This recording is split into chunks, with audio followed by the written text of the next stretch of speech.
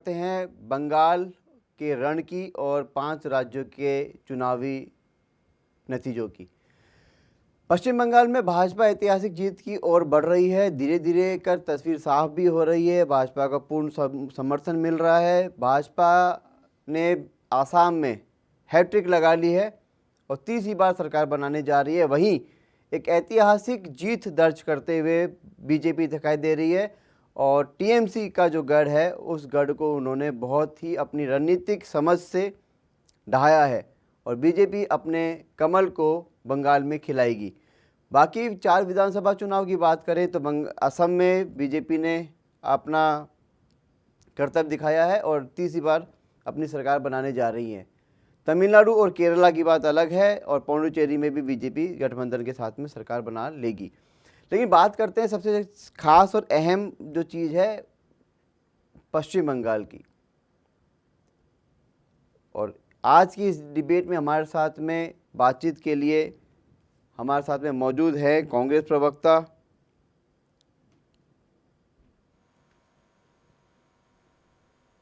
राजेंद्र चौधरी जी और बीजेपी प्रवक्ता मनीषा सिंह जी। आप दोनों का NSA 9 न्यूज़ की डिबेट में बहुत बहुत स्वागत है।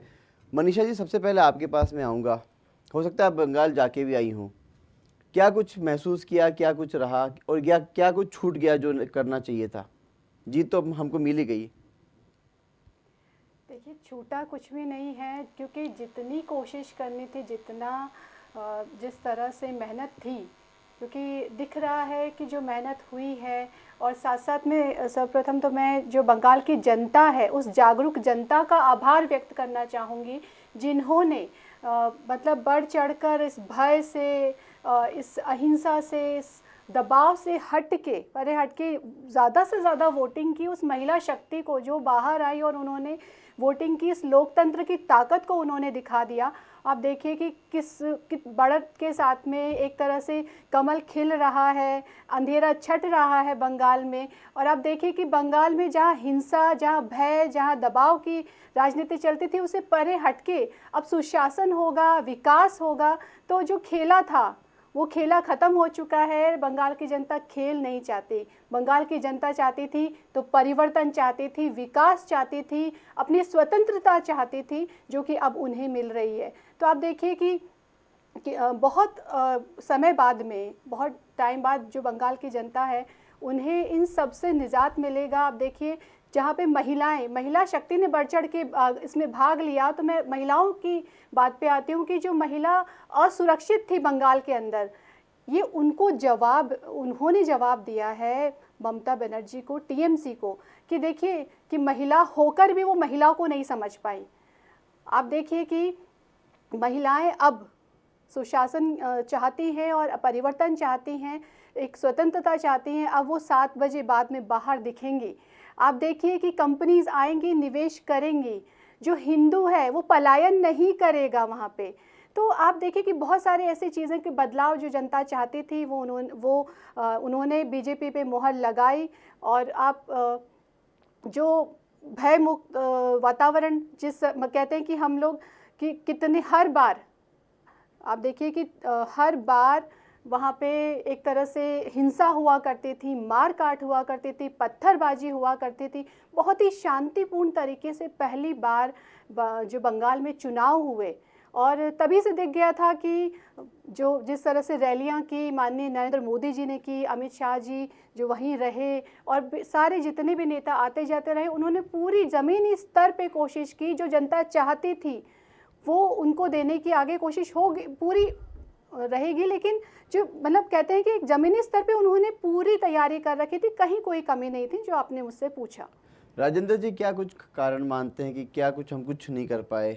मतलब हम आंकड़ा भी बहुत अच्छी तरीके से नहीं खोल पा रहे इन 5 विधानसभा चुनाव में। 5 विधानसभाएं जो थी, पहले भी कांग्रेस के पास नहीं रही। इस बार हमने केरल के अंदर सरकार बनाने का काम किया है। असम के अंदर भी पहले गठबंधन से अपनी पार्टी गठबंधन में थी, उसके आसपास सीटें इस बार भी वो लेके आई हैं। बहुत ज़्यादा फर्क रहा SIR के माध्यम से, जिन्होंने बंगाल में इन्होंने 95 लाख के आसपास वोट काटे हैं। तो मैं पूछना चाहता हूं इनसे कि भाई 95 लाख आप वोट काटे, तो वो कौन लोग थे? अगर आप उनको रोहिंग्या या बांग्लादेशी कह रहे हैं तो उनको क्या निकालने का काम किया। मोदी सरकार दहशत फैलाने की और मशीनरी, बंगाल के अंदर इन्होंने मशीनरी को यूज में लिया। नहीं, लेकिन अगर मशीनरी को यूज में लेते राजेंद्र जी, तो हम केरला में भी, ये लोग केरला में भी आते हैं ना, तमिलनाडु में भी आते, लेकिन ऐसा तो नहीं देखिए, कि बंगाल में और राजेंद्र असम में आ गए। अगर से मशीनरी वहाँ के लिए काम की, मशीनरी तो पांचों राज्यों के लिए काम राजेंद्र करनी जी, चाहिए ये थी। तो एक बहाना है। देखिए, इनका ये बहाना होता है हर बार कि जब भी कोई बात होती है तो सवाल उठा देना। आप मशीनरी पे सवाल उठा देंगे, ईवीएम पे सवाल उठा देंगे, आप देखेंगे कि एजेंसियों पे सवाल उठा देंगे, जबकि ऐसा नहीं है। आप लोग मुद्दों को लेकर नहीं चलते हैं, आप लोग विरोध की राजनीति करते हैं एक्चुअल में। क्योंकि जो अगर मान लीजिए अगर आप मुद्दे हों आपके पास में, आप उस पर आप काम करें, तो देखिए आज आपकी तस्वीर बदल सकती है, लेकिन आप ये नहीं देख पाते हैं। आप लोग क्या करते हैं कि जो भारतीय जनता पार्टी काम कर रही है उसी का अपोज में ये लोग चल पड़ते हैं। लेकिन उनका एक तो आरोप ये भी है। था कि अगर ये एसआईआर में नाम काटे हैं तो वो आदमी कहाँ है, कौन तो लोग थे अगर वो? सरकार आ गई आपकी तो सीए और जो उनको एनआरसी क्या बाहर निकालने का एनआरसी काम को लेके करेंगे? आप कार्रवाई करोगे कि नहीं पहले करोगे? नहीं, 38 देखिए, लोगों को सबसे बड़ी 38 बात लोगों को आपने कांग्रेस कहा। ने बाहर निकाला था। अभी इन्होंने जैसे 95 लाख लोगों के नाम काटे हैं, तो ये इनको निर्धारित करना चाहिए कि वो कौन लोग थे, क्या उनको ये बाहर भेजने का काम करेंगे। भाई जैसे मोदी सरकार हमेशा महिलाओं की बात करती है, महिला सुरक्षा की बात करती है, तो ये जब मणिपुर के अंदर वो हुआ, प्रधानमंत्री जी आज तक वहाँ नहीं गए। अभी महिला खिलाड़ियों का मामला हुआ, कुलदीप सेंगर वाला जो मामला हुआ, तो ये क्या महिलाएं नहीं थी? क्या इनको सुरक्षा देने की जिम्मेदारी मोदी सरकार जी की नहीं थी? देखिए, मैं आपको आप ही का जवाब देना चाहूँगी कि अगर आप कहते हैं कि क्यों नहीं करते, यूसीसी आप लोग नहीं चाहते, ठीक है, उसके बाद में आप पूछते बांग्लादेशी कौन थे। जब बांग्लादेशी जब जा रहे थे अपनी सीमा पे बैठे थे, तो वो लोग कह रहे थे कि वो 3-3 बार वोट दे चुके हैं। वो लोग, उन लोगों का कहना था, उन लोगों को खदेड़ा जा रहा था। एसआईआर आप देखिए कि कितना ज़्यादा बदलाव हुआ है, और आप लोग एसआईआर पे सवाल उठा देंगे, ईवीएम पे सवाल उठा देंगे। आप लोग धरातल पे जाके देखिए, धरातल पे देखा है, वहाँ पे हम भारतीय जनता पार्टी के कार्यकर्ताओं ने और वहाँ की जो जनता है उन्होंने दिखाया है, उन्होंने खुद ने जवाब दिया है कि उनके साथ साथ क्या हुआ है। महिला अत्याचार के बारे में बात कर लीजिए आप, महिलाओं ने जवाब दिया है, महिलाओं के साथ क्या क्या नहीं हुआ करता था। आप रेप की बात कर लीजिए, चाहे उनको असुरक्षा, वो बच्चियाँ बाहर तक नहीं निकल सकती थी, जो बंगाल की हालत है, वहाँ पे जो चीज़ें हुई है उसका जवाब मिला है, साफ स्तर पे दिख रहा है। और आप अगर सवाल ही उठाते हैं तो आप सब जगह के ऊपर सवाल उठाइए, ईवीएम पे चाहे एसआईआर पे, सब जगह का सवाल उठाइए। अब यहाँ मतलब वो तो सवाल उठ ही रहा है, जैसे एसआईआर का हुआ, महिलाएं जो मैं तो बता रहा हूँ, आप लोग नहीं देना चाहते हैं। ये आप ही पे तो आरोप लगा रही हैं कि आप लोग ही आप यूसीसी लोग और ही नहीं करने देना एनआरसी और चाहते सीए आप लोग ही लागू नहीं करवा। महिला आरक्षण बिल भी आप ही आप नहीं, लोगों महिला ने आरक्षण किया। का काम विरोध भाई, किया कांग्रेस ने। नहीं, तो किया सबसे है पहले ना। महिला आरक्षण का टेबल पे रखने का काम ही कांग्रेस ने किया है। तो फिर कब पास करवाया? पास कब आप नहीं लोगों करवाया? ने अभी पास आप करवाया ये ही आप इसको एक गोलमोल करके ये परिसीमन की को जो नहीं, मामला था, ये ये करवाना चाह रहे थे आप, है ना? राजेंद्र इसको जी, स्पष्ट क्यों नहीं किया इसको मैं आपने? बिल्कुल स्पष्ट कर देती हूँ कि ये गोलमोल ये नहीं था।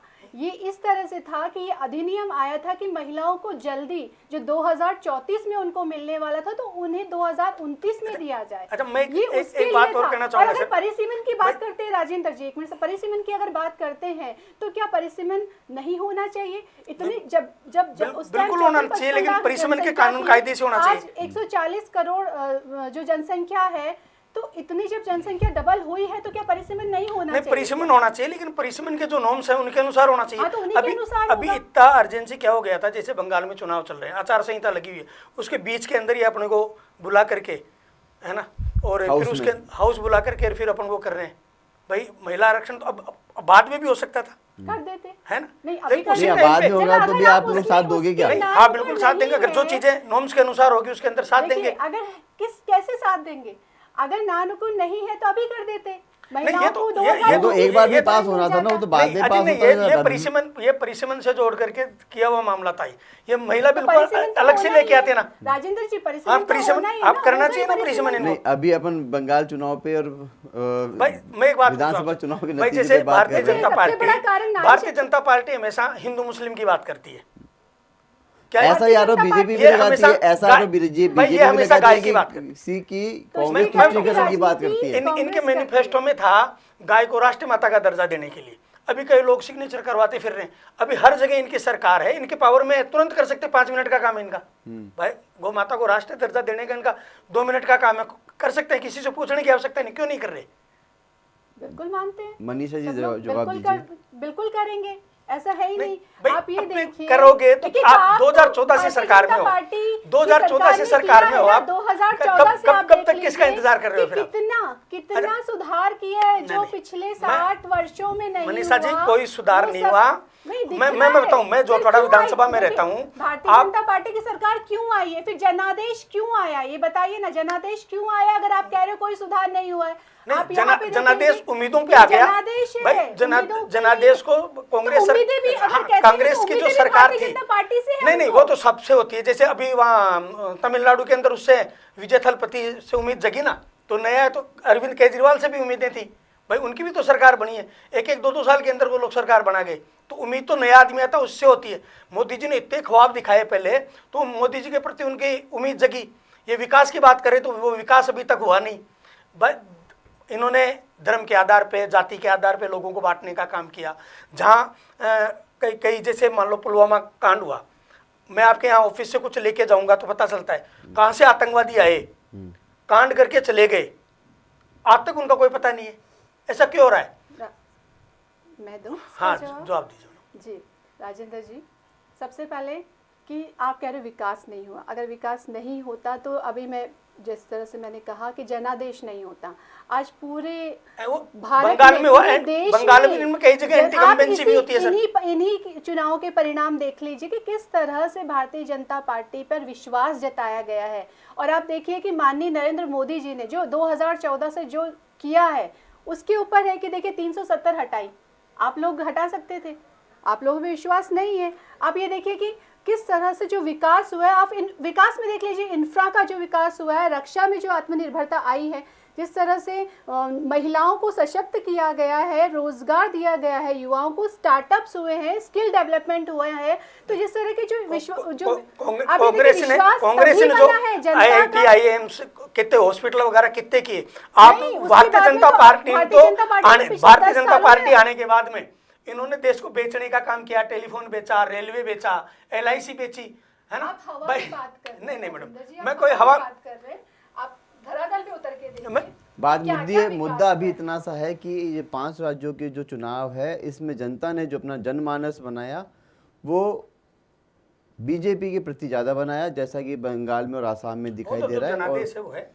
और कांग्रेस को जनादेश जो है वो कहीं ना कहीं कम मिला है। तो सवाल यहाँ पे यह उठ जाता है कि जनादेश हम उसको स्वीकार कर रहे हैं, आगे कहाँ कमियां रहेगी उसके अंदर वही सुधार करेंगे। उसी पे बात कर रहे हैं कि वो कमियां कहाँ रह गई। अगर हमने चुनाव शिद्दत से लड़ा, नेता उसका एनालिसिस करेंगे, फिर बाद में अगर हमने चुनाव शिद्दत से लड़ा और बीजेपी ने चुनाव रणनीति से लड़ा, तो जीत किसकी हुई, हार किसकी हुई और क्यों हुई, इस मुद्दे पे हम बात कर रहे हैं। और जो देश की जनता का जो मूड है वो क्या बदल रहा है कांग्रेस के प्रति। हाँ, कांग्रेस के प्रति लोगों का विश्वास जग रहा है। हमारे आदरणीय राहुल गांधी जी ने भारत जोड़ो यात्रा निकाली, उसके अंदर लोगों का हुजूम उमड़ रहा था। अभी जो वो बात कर रहे हैं वो बातें सच हो रही है। उन्होंने ये चुनाव था उससे पहले ही कहती थी भाई महंगाई की गर्मी आने वाली है। इन्होंने एक सिलेंडर पे 993 रुपए, आम आदमी का जो सिलेंडर है उसमें 993 रुपए समय तो 1000 से ऊपर था। ना, आप ये बताइए आज जो स्थिति है, जिस तरह से बैलेंस कर रखा है हमारी केंद्र सरकार ने, तो वो सिलेंडर लेके बैठ गई थी। वो सराहनीय है। 14 साल के अंदर 2014 के बाद में इन्होंने जो 12 साल में जो महंगाई बढ़ी है, ये डबल से ज्यादा नहीं हो गई क्या? आप ही बताइए सर। भाई कांग्रेस सरकार में डीजल की क्या रेट थी, पेट्रोल की क्या रेट थी, सिलेंडर की क्या रेट थी? आम आदमी की यही जरूरतें होती है। अब ये सारा जो काम कर रहे हैं ये अडानी जी के लिए, अंबानी जी के लिए कर रहे हैं। देखिए महंगाई तो बैलेंस हर डिबेट में कहीं ना कहीं अंबानी और अंबानी आ ही जाते हैं। हर तरह से मोदी जी ने एक बार कहा कि हमारे क्या नाम पंडित जवाहरलाल नेहरू जी ने ये कहा, बोले विदेशों में झगड़ा हो रहा है इसलिए महंगाई बढ़ी। तो इन्होंने उस चीज को नकारा कि इतनी दूर युद्ध हो रहा है तो उसके असर यहाँ महंगाई पे क्यों आएगा।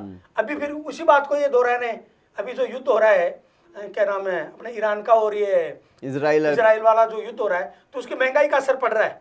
तो इनको जो ये बैलेंस कर रखी है, केंद्र सरकार ने बैलेंस कर रखा है। राजेंद्र जी धरातल पे आइए ना, आप कहाँ की बातें कर रहे हैं, धरातल पे आइए, आप धरातल पे देखिए जो बैलेंस है जिस तरह से। और आप देखिए मोदी की गारंटी लेकिन आपको है। बीच में मोदी की रोकूंगा, इस वक्त वो एक बहुत बड़ी खबर आई है। असम कांग्रेस के अध्यक्ष और सांसद गौरव गोगोई चुनाव हार चुके हैं। जोरहाट विधानसभा चुनाव सीट से जो चुनाव लड़ रहे थे गौरव गोगोई, वो अब चुनाव हार चुके हैं और गौरव गोगोई ने 23,182 वोटों से चुनाव में मात खाई है। बीजेपी के हितेंद्र नाथ गोस्वामी ने इस सीट पर जीत दर्ज की है। असम की बीजेपी को उखाड़ने के लिए गौरव गोगोई ने को कांग्रेस ने आगे किया था। ये किस वक्त की बड़ी खबर है आपको बता देते हैं कि गौरव गोगोई जो चुनाव है वो हार चुके हैं और हितेंद्र नाथ गोस्वामी जोरहाट सीट से चुनाव जीत चुके हैं और अब कांग्रेस में लगभग मैं वही कहना चाह रही हूँ कि कांग्रेस जो है,